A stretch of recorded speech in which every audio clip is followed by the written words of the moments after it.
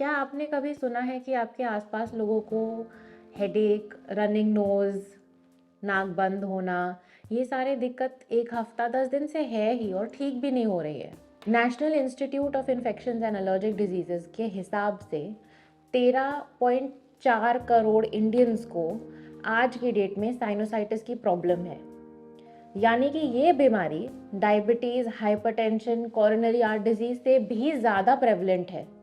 इसका रेशो 8:1 है, यानी कि 8 में से हर एक इंसान को साइनोसाइटिस की दिक्कत रहती है। नमस्ते, मेरा नाम डॉक्टर आशिमा चोपड़ा है और आज हम इस साइनोसाइटिस के बारे में चर्चा करेंगे। अगर आपने अभी तक हमारे चैनल को सब्सक्राइब नहीं किया है तो अब प्लीज़ कीजिए।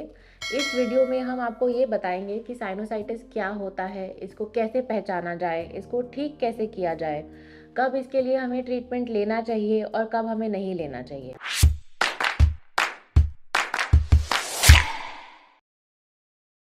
तो आइए अब हम जानते हैं कि साइनोसाइटिस होता क्या है। पहले साइनोसाइटिस जानने के लिए साइनस क्या होता है। साइनस एक हमारे फेस की जो हड्डी है, जो हमारा स्कल है, उसमें एक एयर फिल्ड कैविटी होती है जो हमारे चीक्स के पीछे, फोरहेड के पीछे होती है। इसमें हवा भरी होती है। इसका काम होता है हमारे स्कल को हल्का रखना और हमारी आवाज़ को रेजोनेंस और मॉड्यूलेशन प्रोवाइड करना। ये साइनस की जो लाइनिंग होती है वो कई बार सूज जाती है और इसके सूजन के कारण अलग अलग होते हैं। कई बार एक वायरल कोल्ड भी इसको तंग करता है, कई बार एक बैक्टीरियल इन्फेक्शन हो सकता है। कई पेशेंट्स को एलर्जी रहती है, कभी धूल मिट्टी से, किसी पेट से, किसी पोलन से, उन सब से ये साइनस में इन्फेक्शन होने के चांसेस बढ़ जाते हैं। आइए अब मैं आपको बताऊं कि साइनोसाइटिस के टाइप्स क्या हैं। It has 4 types. सबसे पहले कि अक्यूट। अक्यूट मतलब आपको तुरंत इन्फेक्शन हुआ, सर में दर्द हुआ, फीवर, कोल्ड, कॉफ हो रहा है। यूजुअली इसके लिए आपको ट्रीटमेंट प्रोवाइड करा जाएगा आपके डॉक्टर के द्वारा। आपको वो ट्रीटमेंट फॉलो करना है एंड इट रिजॉल्व्स। एक होता है सब अक्यूट साइनोसाइटिस। जब हम ढंग से ट्रीटमेंट नहीं ले पाते हैं या कभी बीच में हमारा ट्रीटमेंट छूट जाता है तो ये इन्फेक्शन कई बार 4 हफ्तों से ज़्यादा भी चलता है। उसको सब अक्यूट साइनोसाइटिस कहते हैं। क्रॉनिक साइनोसाइटिस होता है जब हमें साइनस का इन्फेक्शन 8 हफ्तों से ज़्यादा हो रहा है, यानी कि लगभग 2 महीने हो चुके हैं इसको। इसके लिए आपको प्रॉपर इवैल्यूएशन और ट्रीटमेंट अपने डॉक्टर से लेना चाहिए। The last type is recurrent sinusitis. Recurrent मतलब आपको यही साइनस इन्फेक्शन बार बार हो रहा है, साल में 2 बार, 3 बार, 4 बार। जब ये बार बार होता है तो उसको हम रेकरेंट साइनोसाइटिस कहते हैं। अब हम बात करेंगे इसके कॉजेज़ के बारे में।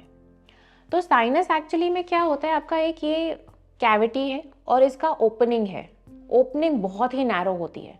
जब अंदर हमारे कोई भी चला जाए, बहुत सारे होते हैं, स्ट्रेप्टोकोकस न्यूमोनी, हीमोफिलस इन्फ्लुएंजा, मोरैक्सेला कैटरालिस।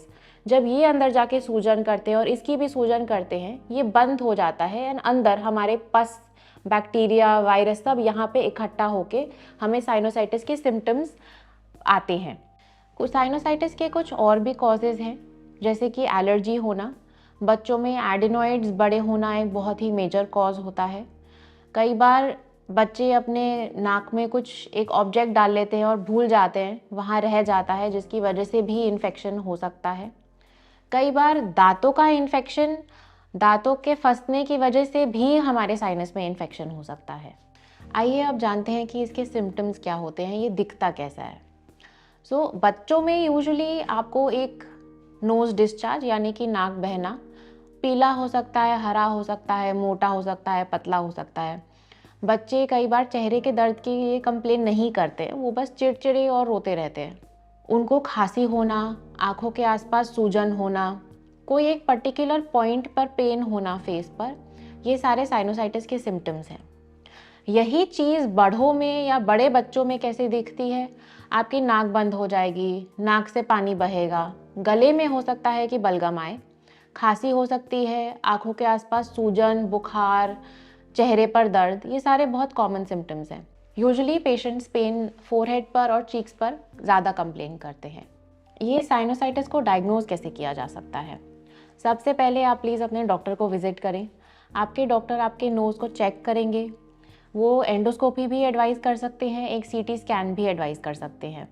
कई बार नोज़ का जो डिस्चार्ज होता है वो कल्चर के लिए भी भेजा जा सकता है। और इसका ट्रीटमेंट कैसे लेते हैं?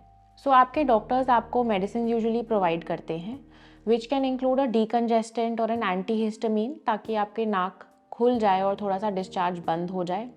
नोज ड्रॉप्स या जल नीति यानी कि नेज़ल डूशिंग बहुत फ़ायदेमंद होती है। एंटीबायोटिक्स की ज़रूरत भी पड़ सकती है बहुत बार।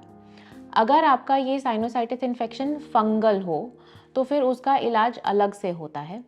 आपके डॉक्टर उसके लिए आपको बेस्ट गाइड कर सकते हैं। जो पेशेंट्स को क्रॉनिक या रेकरेंट साइनोसाइटिस होता है और सीटी स्कैन पे certain changes such as blockage आता है, उन पेशेंट्स के लिए सर्जरी भी एडवाइस किया जाता है। किस प्रकार की सर्जरी और कितनी बड़ी सर्जरी, ये आपके डॉक्टर ही आपके लिए बेस्ट डिसाइड कर सकते हैं। ये एक बहुत ही कॉमन प्रॉब्लम है, लेकिन सही इलाज और सही जानकारी के साथ हम इस प्रॉब्लम से निपट सकते हैं और इसका इलाज पूरी तरह से संभव है। ऐसी और हेल्थ रिलेटेड वीडियोस के लिए आप हमारे चैनल के साथ जुड़े रहिए। Thank you.